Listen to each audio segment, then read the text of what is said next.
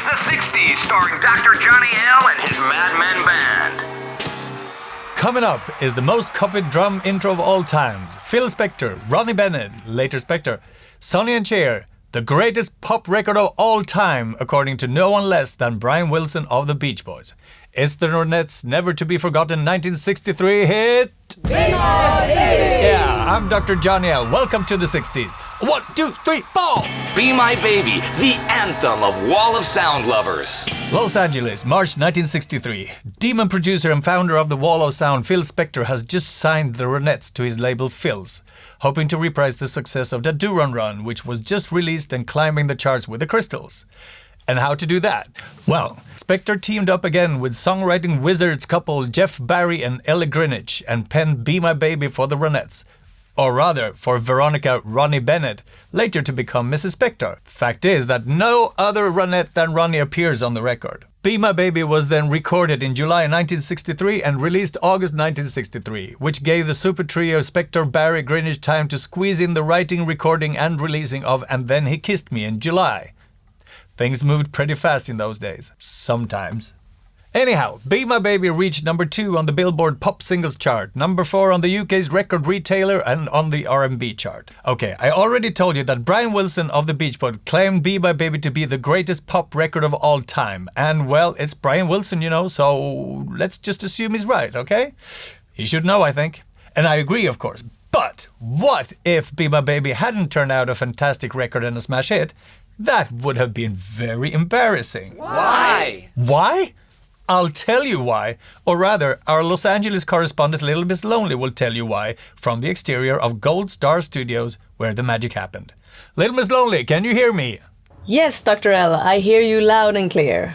Okay, Little Miss Lonely, can you tell us why a failure in greatness and chart success would have been so embarrassing when talking about Be My Baby? Yes, I can. It's because Be My Baby is like who is who of early 1960s American pop success. How do you mean? Right, here it comes. Here Comes the Night? No, shut up, here it comes. Little Miss Lonely's list of persons whose involvement in the producing of Be My Baby would have made a failure incredibly embarrassing. Number 1. Phil Spector. Number 2. Songwriter couple John Barry and Ellie Greenwich. Number 3. The Wrecking Crew. Number 4. Sonny and Cher. Number 5. Arranger Jack Nietzsche. Number 6. Sound engineer Larry Levine. Little Miss Lonely's list of persons whose involvement in the producing of Be My Baby would have made a failure incredibly embarrassing. Thank you, Little Miss Lonely. Direct from the Gold Star Studios in Los Angeles, California. Now we all understand why it would have been a majestic embarrassment if Be My Baby hadn't become a masterpiece. And now, a word from our sponsors. Don't you wish they'd turn their heads everywhere you go? Yeah. And don't you wish that you were so proud of me? Yeah. And don't you wish that for every kiss you give, you'll get 3? Hell yeah! Then confidence is what you need. Confidence, my friends, confidence! Confidence in a bottle? Oh, yes. The Madman Band ready-made old-fashioned cocktail mix. Confidence in a bottle. For every kiss you give, you'll get 3.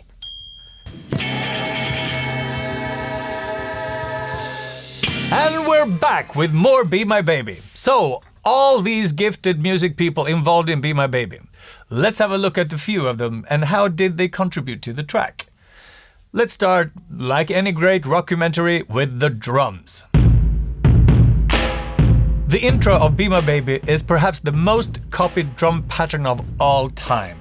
You might be familiar with Depeche Mode's Question of Lust from far in the future, as well as the 1966 Sinatra anthem Strangers in the Night. If you want to hear some more songs with Be My Baby's stolen drum intros, click here. The drummer behind this signature drum intro is Hal Blaine, perhaps the most heard drummer of the 60s. He claims he stopped counting after 35,000 recordings, but you might want to know how he kept track of the first 35,000 though. Blaine himself states that the drum intro of Be My Baby was a mistake, that he accidentally dropped one of his drumsticks, thus missing out the first snare drum hit, and then kept doing that to cover him screwing up. True? Not very likely. Who cares? The drum intro is stuff that legends are made up around. The addition of tambourine, maracas, and above all the brilliant castanets is not just icing on the cake, but accentuates Blaine's original pattern. who plays the annoying yet irresistible bass line. You know, the one that sounds like a horrible kid? Of course, it's Carol Kay.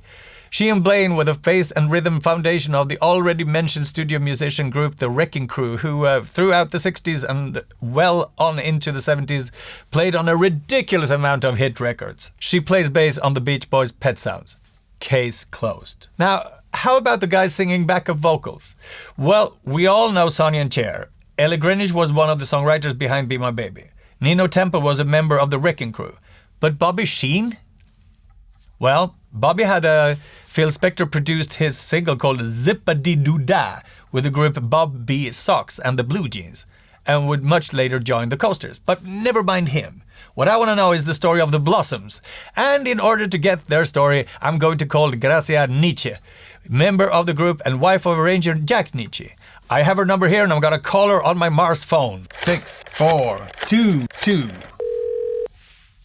It's ringing. Hello, Mrs. Nietzsche? Speaking. You don't sound like a Gracia Nietzsche. No, I'm more of a you're welcome Schopenhauer. But a bit of an Ubermensch. Well played. Anyhow, not Gracia Nietzsche. What's the story with the Blossoms and Be My Baby? They were Spector's favorites, though he had a weird way of showing it. What do you mean?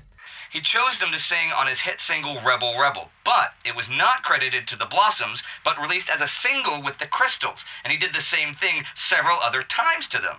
Okay, but the Blossoms, who were they? They started out as a sextet during the 1950s under the name The Dreamers. They recorded stuff with, among others, Sam Cooke and Richard Berry, famous for writing Louie Louie. And then came the 60s. Yep, that's when Darlene Love and Gracia Nietzsche joined them, and they became the Blossoms. They recorded backing tracks for Do Run Run, Be My Baby, Johnny Angel, Move Over Darling, and a whole lot of other hit records. And in the 70s... No. We don't really care about what happened in the future. Goodbye and thank you, not Gracia Nietzsche. Oh, time's up, folks. That's all for now. No, it's not. No, it's not. It's not? No, it's not. Hi, I'm Tex Madison of the Mad Men Band, but that's not important. What is important is that Brian Wilson of the Beach Boys wrote an answer song to Be My Baby. And which one may that be? Don't Worry Baby. Have you heard it? What do you think? Thank you, Tex. You're welcome. Ladies and gentlemen, our time really is up for today, but I'd like to end with a little tip. If you crank up the volume on Be My Baby in the end, in the very fade out, you'll hear the band make a little extra triplet figure that the Mad Men Band, of course, have included in our not faded version of Be My Baby. Right, thank you, Little Miss Lonely, Tex Madison, not Gracia Nietzsche, and, of course, our sponsor, the Mad Men Band, ready-made old-fashioned cocktails, and our producers, Porter and Terrell Syndrome, Tin Stream, and Megapixel. If there's anything else worth knowing about Be My Baby that we haven't covered, or if there's anything else on your 60s mind, tell us in the comments. Listen to the Mad Men Band's version of Be My Baby here, and listen to a few other versions of Be My Baby like Ronnettes, John Lennon, and the Beach Boys right here. Don't forget to subscribe, and remember, you're always welcome back to the 60s. See you soon. 1, 2, 3, 4!